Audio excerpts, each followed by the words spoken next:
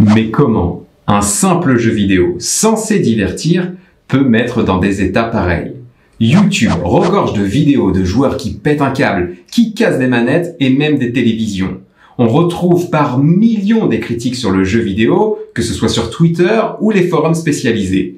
Pourtant, chaque année, il se vend plus d'1 million d'éditions du jeu FIFA en faisant le produit culturel le plus vendu de l'année en France. Pire encore, ce ne sont pas les ventes du jeu en lui-même qui composent le chiffre d'affaires d'EA, éditeur de FIFA. Ce sont les achats in-app, ces achats additionnels que vous pouvez réaliser directement dans le jeu vidéo. Car oui, si tu veux gagner tes matchs à FIFA, il te faut les meilleurs joueurs, et les meilleurs joueurs, ça coûte cher. Il n'y a pas de t'as l'âge ou t'as pas l'âge. Ça veut rien dire, ça. Ces ventes in-app représenteraient près d'un tiers des 5 milliards d'euros de chiffre d'affaires d'EA Sports. On verra en fin de vidéo que cela peut poser des problèmes d'éthique. Mais avant ça, voyons comment FIFA utilise des techniques marketing simples mais terriblement efficaces pour faire de ses joueurs des junkies 2.0. Tiens, ça fait longtemps que je me suis fait une petite partie, moi, tiens.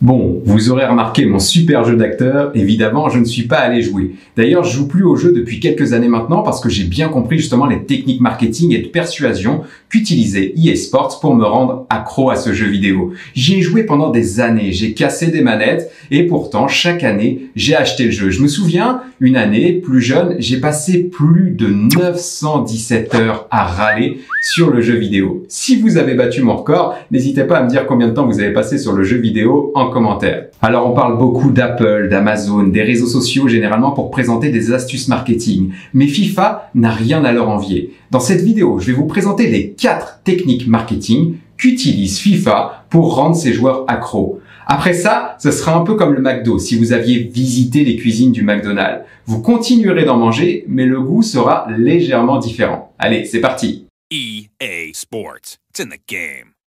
Alors l'effet Ikea, c'est quoi? C'est le fait qu'on accorde plus de valeur à quelque chose qu'on a construit soi-même. Est-ce que vous avez déjà monté des meubles Ikea? Si c'est le cas, n'hésitez pas à me laisser vos anecdotes en commentaire, je suis sûr que je vais me marrer car vous avez sans doute galéré. Car oui, quand on monte un meuble Ikea, on galère, mais par contre on est archi fier une fois qu'on est arrivé à la fin, même si l'armoire est un peu de travers. Eh bien c'est ça l'effet Ikea. On accorde plus de valeur à ce qu'on a bâti soi-même et on refuse de le lâcher.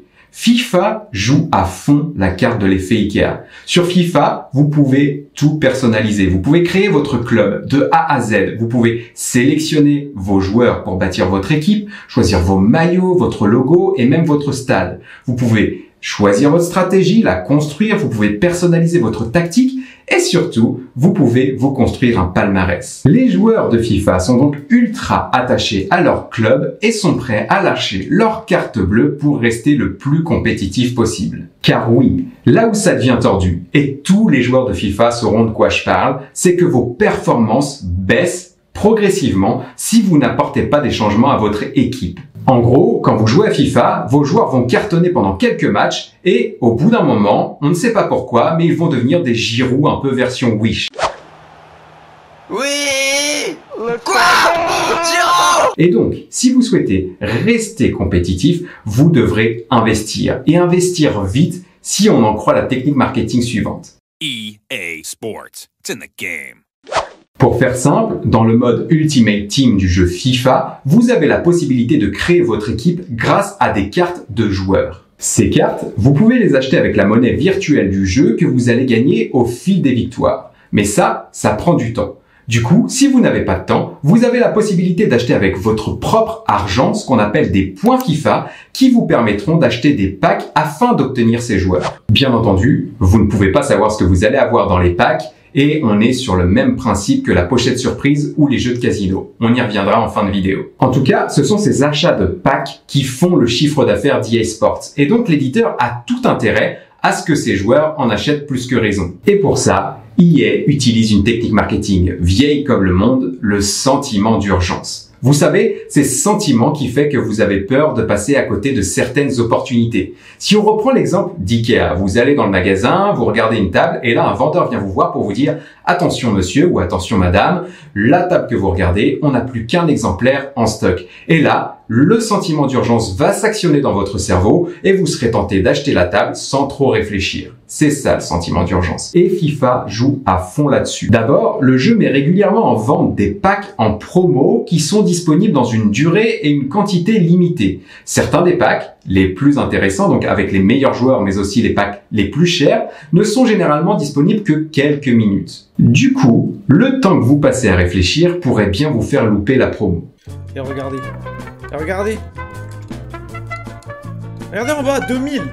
Incroyable de frappe. Incroyable de frappe. FIFA compte là-dessus pour vous faire acheter les packs avant qu'il ne soit trop tard. Et ce n'est pas tout. Au-delà des packs, FIFA adore proposer chaque jour de nouvelles cartes qui seront là aussi disponibles pour une durée limitée. Il y a des cartes pour Noël, il y a des cartes pour Halloween, il y a des cartes pour Pâques, il y a des cartes pour des événements même qui sortent tout droit de l'imagination d'EA Sports, l'éditeur du jeu. Évidemment, chaque nouvelle carte est meilleure que la carte précédente et vous devez donc investir pour rester compétitif. Mais finalement, ça, les joueurs en ont conscience. Pourtant, ils continuent d'investir parfois des milliers d'euros pour acheter des joueurs sur le jeu vidéo. Alors, qu'est-ce qui les pousse à acheter ? Eh bien, c'est la troisième technique marketing utilisée par FIFA, la technique des influenceurs. EA Sports. It's in the game. Ah, les influenceurs, c'est la technique marketing parfaite pour inciter les gens à acheter à l'ère d'Internet et des réseaux sociaux. J'en parle quelque part dans une vidéo dédiée ici ou quelque part par là. Ce qu'il y a de bien avec les influenceurs, c'est qu'on a tendance à leur faire confiance sans se poser de questions. Et ce, pour une raison simple. En fait, notre cerveau prend des milliers de décisions automatiquement et il y en a une qui explique à elle seule la puissance des influenceurs. C'est le biais de sympathie. Quand vous trouvez quelqu'un sympa, vous avez tendance à lui accorder bien volontiers votre confiance. Du coup, quand vous suivez des influenceurs, c'est parce que vous les aimez bien, que vous les trouvez sympas et ils ont donc toute votre confiance. Pour FIFA, il y a des centaines d'influenceurs qui partagent régulièrement en direct ou en différé leur partie sur le jeu vidéo. Du coup, quand vous suivez des influenceurs qui vous ressemblent et qui ouvrent régulièrement des packs pour se construire une équipe compétitive, vous avez envie de faire pareil. Si eux le font, vous devriez le faire, non ? Et puisqu'ils vous ressemblent, s'ils ont de la chance, pourquoi vous n'en auriez pas? Si vous suivez des influenceurs FIFA, vous aurez envie d'avoir la même équipe qu'eux, d'avoir les mêmes joueurs qu'eux pour jouer comme eux. Et donc, vous investirez comme eux dans des packs avec votre propre argent. EA est vraiment très fort au niveau de l'influence marketing et vous verrez que la quatrième technique apporte la cerise sur le gâteau. EA Sports. It's in the game. La dopamine, c'est l'hormone du bonheur. Quand vous faites un truc qui vous fait plaisir, vous recevez un shot de dopamine et vous vous sentez bien, mais pour une courte durée, généralement une durée de quelques secondes, voire moins. Comme vous pourrez le voir, ici ou là, les réseaux sociaux se servent de la dopamine pour vous rendre accro. Et FIFA fait pareil. Quand vous ouvrez un pack sur le jeu, vous ne savez pas quel joueur vous allez obtenir. Parfois, vous n'allez rien avoir et parfois, vous aurez la perle rare. Quand vous l'aurez, vous aurez aussi votre shot de dopamine qui vous rendra le plus heureux du monde. Oh, walkout, walkout. Je crois. Salah, Salah, Mohamed Salah, let's go. Le truc, c'est que FIFA est vraiment pervers là-dessus. Si vous regardez l'animation d'ouverture des packs, vous verrez qu'elle fourmille de détails qui pourraient vous laisser penser que vous allez obtenir le gros lot. Il y a des couleurs différentes, des illuminations, des lumières partout, des explosions. Et tout ça varie d'un pack à l'autre. Du coup, vous êtes scotché sur cette animation et vous espérez jusqu'au bout que cette fois sera la bonne. Naturellement, la plupart du temps ce n'est pas le cas et du coup, vous remettez des jetons dans la machine. EA refuse de l'avouer, mais on est clairement dans du jeu de hasard, dans du jeu de casino. Vous dépensez de l'argent dans l'espoir de gagner quelque chose. Quand vous touchez le gros lot, vous recevez un shot de dopamine qui va forcément vous rendre accro. Il y a un risque d'addiction qui est assez énorme sur FIFA. Le problème, c'est que beaucoup de joueurs ont moins de 18 ans et en ont souvent bien moins. Alors les techniques marketing que nous avons vues dans cette vidéo ne sont pas à bannir. Elles sont utilisées par la majorité des marques qui nous entourent. Je pense cependant qu'elles n'ont pas leur place dans un jeu vidéo censé nous divertir. N'hésitez pas à me dire ce que vous en pensez en commentaire et je vous encourage à regarder la vidéo suivante autour du marketing d'Apple ou alors l'autre vidéo dont je vous ai parlé précédemment autour de la manipulation marketing des réseaux sociaux pour nous rendre accros. Allez, à très bientôt. Salut!